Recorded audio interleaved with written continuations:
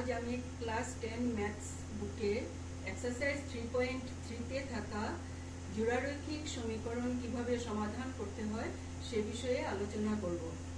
রৈখিক সমীকরণ কি তোমরা তো সবাই জানো। রৈখিক সমীকরণ হলো যে সমীকরণে চলকের সর্বোচ্চ ঘাত অর্থাৎ হাইয়েস্ট পাওয়ার 1 থাকে সেই সমীকরণগুলি হলো রৈখিক সমীকরণ। যেমন 3x + 4y = 2 এটা হলো একটা রৈখিক সমীকরণ।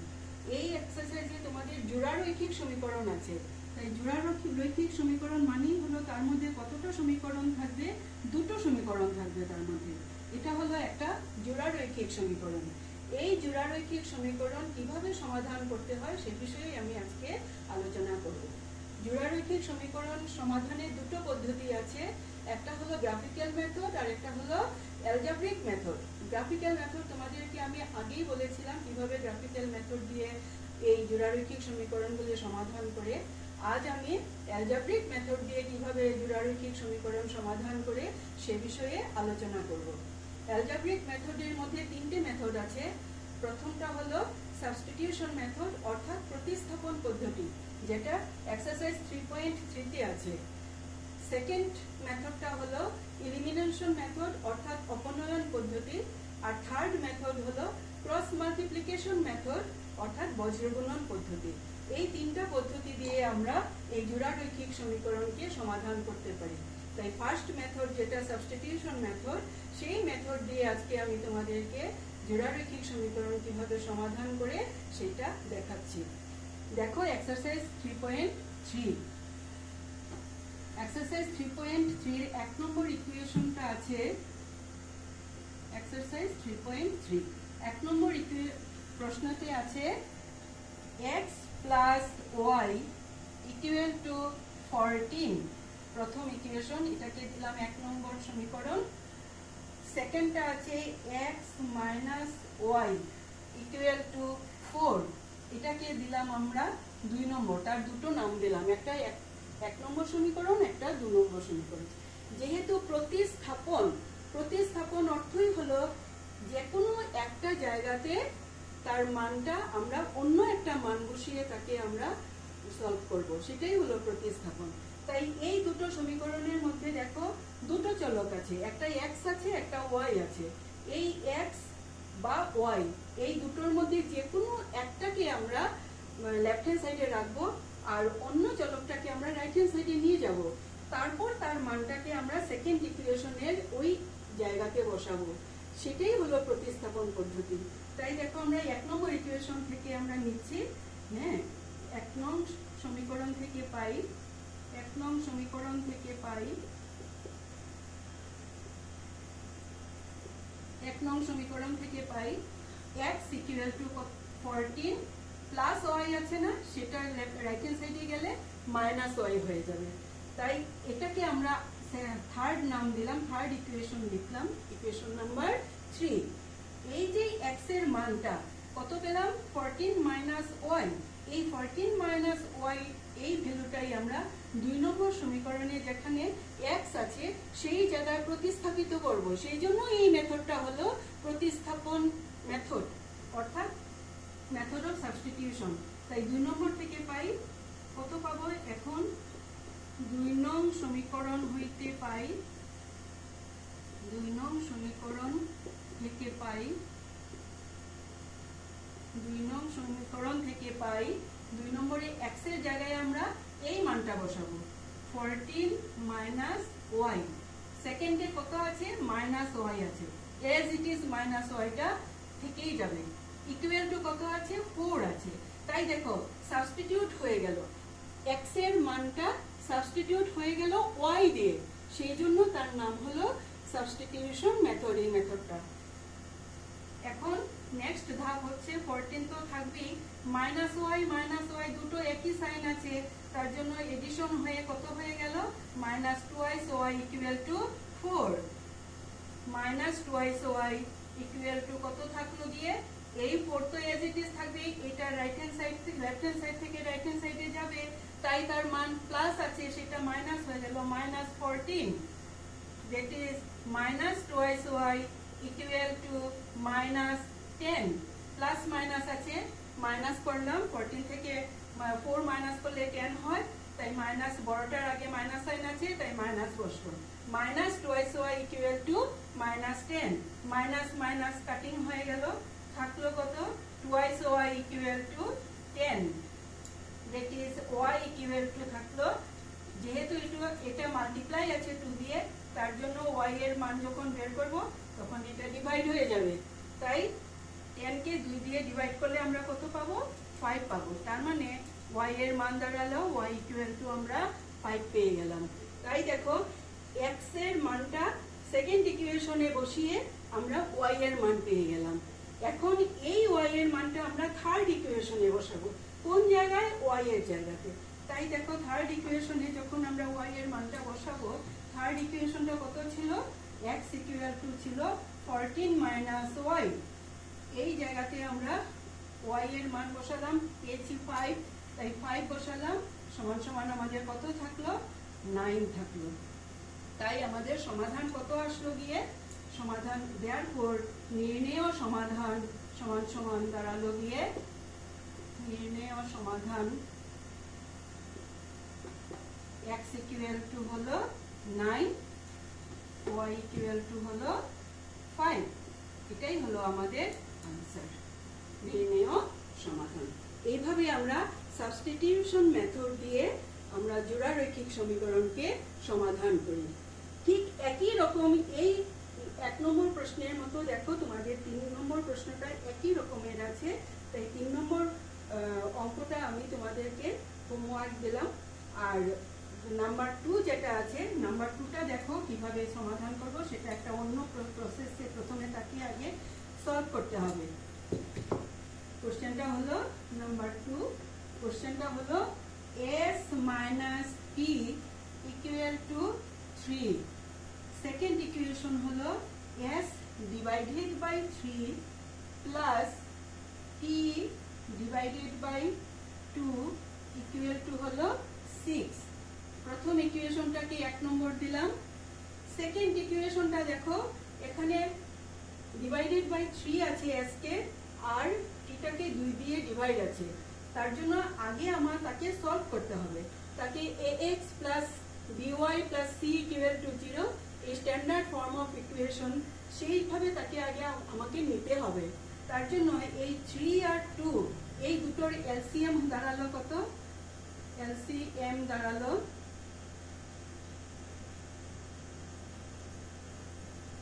2 ইন্টু 3 ইকুয়াল টু হলো 6। 6 দিয়ে সবগুলো টার্মকে আমার মাল্টিপ্লাই করব, plus 6 into t divided by 2 equal to 6 into 6, 3 দিয়ে ডিভাইড হলো, এখানে 2 দিয়ে ডিভাইড হলো, পেলাম কত, twice s plus 3t equal to 3 যা 6 যা 36। এই হলো আমাদের সেকেন্ড ইকুয়েশন। তো ফার্স্ট ইকুয়েশন আসলো s minus t equal to 3, equation number 1, আর সেকেন্ড ইকুয়েশন আসলো twice s plus 3t equal to 36, equation number 2। এখন 1 নম্বর সমীকরণ থেকে দেখো আমরা সাবস্টিটিউশন মেথড দিয়ে করছি, তো তাই 1 নম্বর ইকুয়েশন থেকে আমরা s এর মানটা সাবস্টিটিউট করে দেব। তাই 1 নং থেকে আমরা কি পাই, 1 নং থেকে পাই s ইকুয়াল টু 3, টিটা রাইট হ্যান্ড সাইডে চলে গেল, 3 প্লাস t, এটা হলো ইকুয়েশন নাম্বার 3। এই s এর ভ্যালু 3 প্লাস t, এই ভ্যালুটা আমরা সেকেন্ড ইকুয়েশনের মধ্যে s এর জায়গায় সাবস্টিটিউট করব, প্রতিস্থাপিত করব, সেই জন্য তার নামটা হলো, পদ্ধতিটার নাম হলো প্রতিস্থাপন পদ্ধতি। তাই আমরা 2 নম্বর ইকুয়েশন যেটা আছে সেই ইকুয়েশনটার মধ্যে আমরা ভ্যালুটা সাবস্টিটিউট করছি।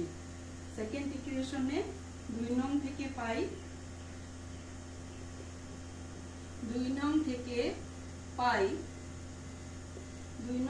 পাই 2 নম্বর ইকুয়েশন 2 ইন্টু s আছে, s এর জায়গায় কত বসবে 3 প্লাস t এই ভ্যালু সাবস্টিটিউট হলো প্লাস 3t ইকুয়াল টু 36 2 দিয়ে মাল্টিপ্লাই করো, ব্র্যাকেটকে পুরো মাল্টিপ্লাই করে 2 দিয়ে তার ভ্যালুটা বের করো। 2 into 3 6 plus 2 into t twice t plus 3t equal to 36 2t 3t দুটোই প্লাস সাইনে আছে, তাই আমরা পেলাম কত 2 plus 3 হলো 5t plus 6 equal to 36 equal to 5t left hand সাইডে থেকে গেল, আর লেফট হ্যান্ড সাইড থেকে 6টা রাইট হ্যান্ড সাইডে চলে যাবে, তাই 36 থেকে 6টা মাইনাস হলো equal to 5t equal to 30 5t equal to হলো 30, that is t equal to 30 divided by 5, যেহেতু এটা মাল্টিপ্লাই আছে তার জন্য ডিভাইড হয়ে যাবে, 30 divided by 5 equal to হলো 6, তাই t এর value therefore t equal to কত পেয়ে গেলাম 6, t এর ভ্যালু দাঁড়ালো 6। এখন এই t এর ভ্যালুটা আমাদের থার্ড ইকুয়েশনে t এর জায়গায় বসিয়ে দেব। থার্ড ইকুয়েশন কত আছে s equal to 3 plus t, এই t এর জায়গাতে আমরা মানটা বসিয়ে দিব, তাই আমরা কি লিখব এখন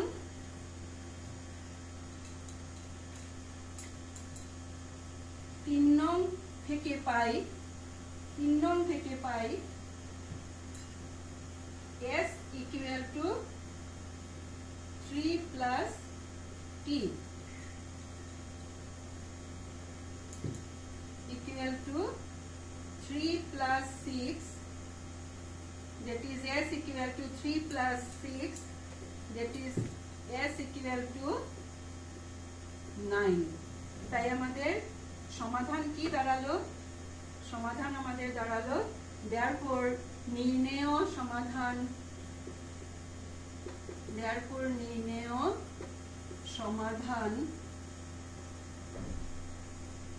s equal to 9 t equal to 6, এটাই হলো answer, s equal to 9 t equal to 6।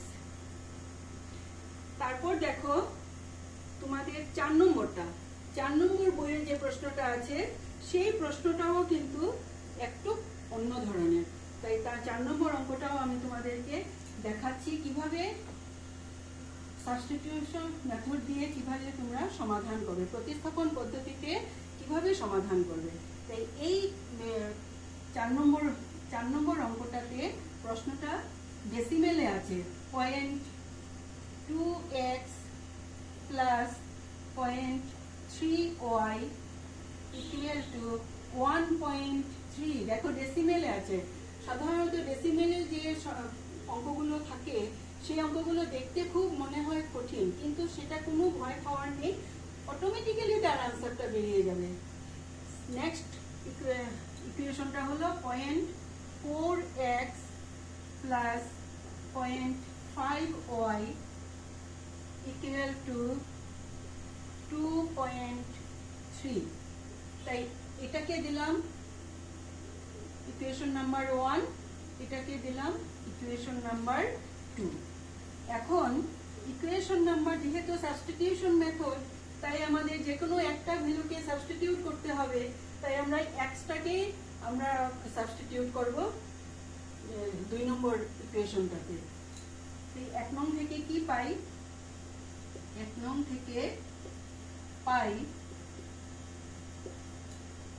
0.2x equal to 1.3, এই ওয়াইটাকে রাইট হ্যান্ড সাইডে নিয়ে যাব, যেহেতু প্লাস সাইন আছে সেটা রাইট হ্যান্ড সাইডে গেলে মাইনাস সাইন হয়ে যাবে। তারপরে দেখো x এর সাথে 0.2 আছে, সেটাকেও সরাতে হবে, therefore x equal to হলো 1.3 minus 0.3y divided by 0.2 equation number 3। Equation number 2, এই x এর ভ্যালুটা এখন 2 নম্বরে x এর জায়গাতে সাবস্টিটিউট করব। কি পাবো? 2 নং থেকে পাই 2 নং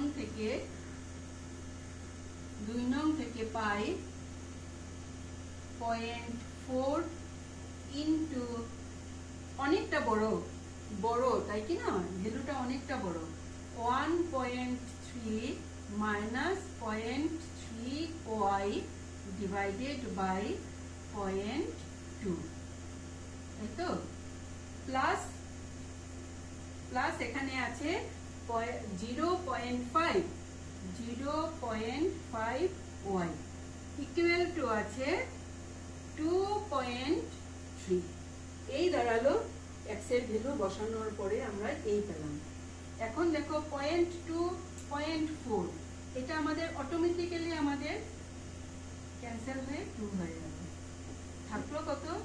2 into 1.3 minus 0.3y plus 0.5y equal to 2.3।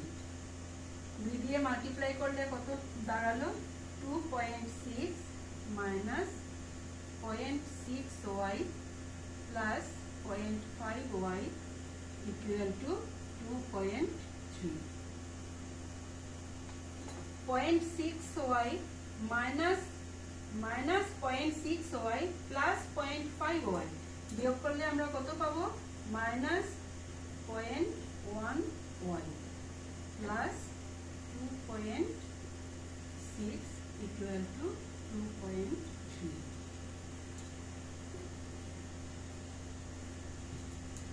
ওয়াইটা লেফট হ্যান্ড সাইডে থেকে গেল, মাইনাস 0.1y ইকুয়াল টু 2.3, এটা রাইট হ্যান্ড সাইডে চলে যাবে, মাইনাস 2.6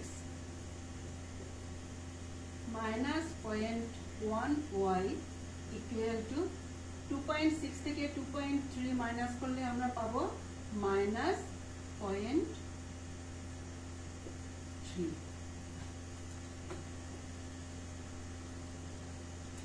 এখন y এর ভ্যালু কত দাঁড়াচ্ছে? y equal to minus 0.3 divided by minus 0.1। যেহেতু মাল্টিপ্লাই আছে তাই এটা ডিভাইড হয়ে গেল, মাইনাস মাইনাস কাট হয়ে গেল, পয়েন্ট কাটিং হয়ে কত দাঁড়ালো? 3/1। দেয়ারফর y এর ভ্যালু পেয়ে গেলাম 3। 3/1 মানে y এর ভ্যালু পেয়ে গেলাম 3। এই y এর ভ্যালু এখন আমরা থার্ড ইকুয়েশনে আমরা বসাবো। থার্ড ইকুয়েশনটা আমাদের কত আছে? থার্ড ইকুয়েশনটাকে আমরা বসাই 3 নং থেকে পাই, 3 নং থেকে পাই আমরা 3 নম্বরে কত ছিল? 1.3 মাইনাস 0.3 ইন্টু y এর মান হলো 3 ডিভাইডেড বাই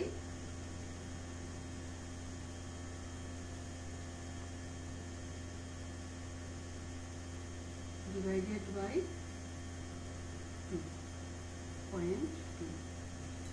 এটাই ছিল আমাদের 3 নম্বর।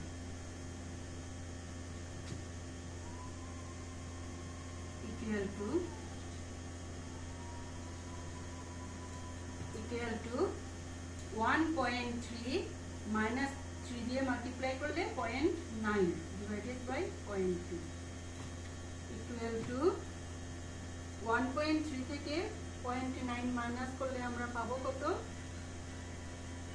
0.4 divided by 0.2। পয়েন্ট ক্যান্সেল করে দিলাম, কত হলো? 4/2। 2 ক্যান্সেল হলো, ইকুয়াল টু কত দাঁড়ালো? 2। তার মানে আমাদের x এর ভ্যালু হলো, দেয়ারফর নির্ণেয় সমাধান দাঁড়ালো, দেয়ারফর নির্ণেয় সমাধান